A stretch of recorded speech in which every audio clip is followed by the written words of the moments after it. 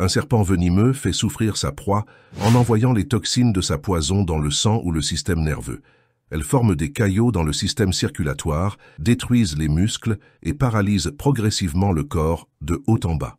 Certaines toxines peuvent tuer un éléphant en seulement quelques heures. Alors pourquoi les gens, sachant tout cela, donnent-ils des serpents vivants à manger à leurs chameaux? Pourquoi les chameaux ne sont-ils pas tués par le venin des serpents? Eh bien, restez avec moi pendant que je réponds à ces questions, tout en vous révélant quelques faits étonnants sur les chameaux. Tout au long de l'histoire, le chameau a fait partie intégrante de l'activité humaine et il a un lien étroit avec l'histoire de l'islam. Par exemple, les chameaux sont mentionnés dans le contexte de l'histoire du prophète Saleh et du peuple de Tamoud qui ont désobéi au commandement de Dieu en tuant la chamelle de Dieu qu'ils devraient laisser paître tranquillement sans lui faire aucun mal, sous peine d'un terrible châtiment.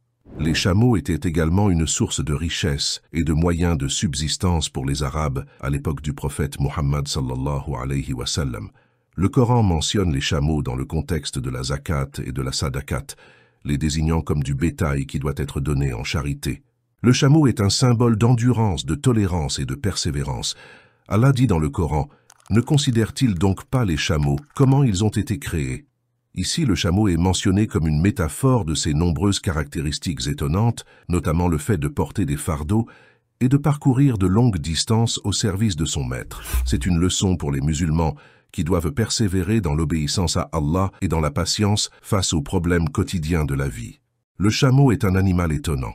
Ses capacités de survie sont incroyables, car il peut stocker des kilogrammes de graisse dans sa bosse, ainsi que plusieurs litres d'eau. De plus, ses sabots sont conçus de manière stratégique. Ses pieds dotés de 2 larges orteils écartables sont parfaitement conçus pour qu'ils ne s'immergent jamais dans le sable mou pendant le voyage.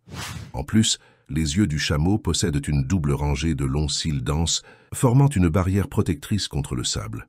Cela étant dit, il existe une maladie hémorragique très courante chez les chameaux, et son seul remède est d'avaler un serpent venimeux vivant.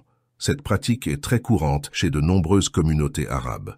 En fait, des études récentes suggèrent que le venin de serpent possède des vertus thérapeutiques. Les protéines contenues dans le venin de serpent permettent de traiter de nombreux problèmes de santé, comme le cancer, la douleur, l'hypertension artérielle, les crises cardiaques, les accidents vasculaires cérébraux, etc.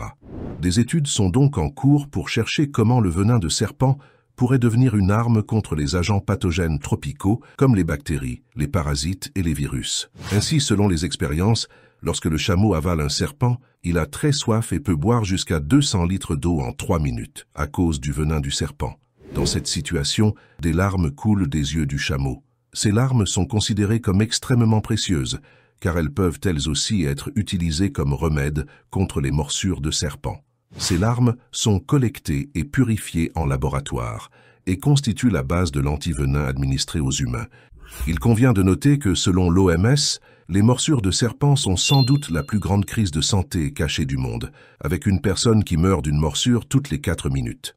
Des centaines de milliers d'autres sont gravement défigurés et beaucoup ont besoin d'être amputés et vivent avec des blessures qui ne guérissent jamais. Je serai très ravi de lire vos points de vue dans les commentaires. Merci beaucoup pour votre temps. Assalamu alaikum.